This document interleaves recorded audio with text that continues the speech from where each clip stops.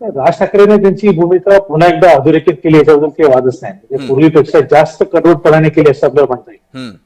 त्यांनी तर यावेळेला मुख्यमंत्र्यांवर थेट आरोप केलाय की मुख्यमंत्री कोणाच्या तरी दबावाखाली काम करताय आणि ज्या भाषेचा कोणाला फारसा उपयोग नाही अशी भाषा प्रमोट करण्याचा प्रयत्न करताय. हे एक भाग झाला.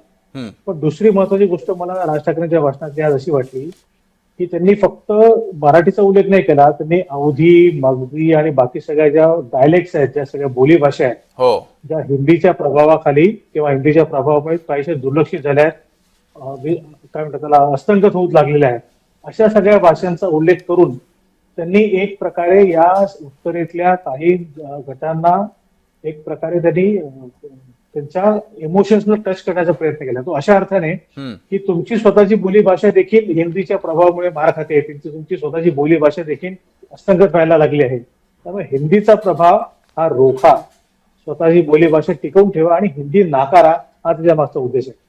ही गोष्ट त्यांनी मला आज नव्याने त्यांनी असे जाणवली असं मला असं जाणवलं. त्याच्यावेळी त्यांनी हा मुद्दा कधी मांडला नव्हता.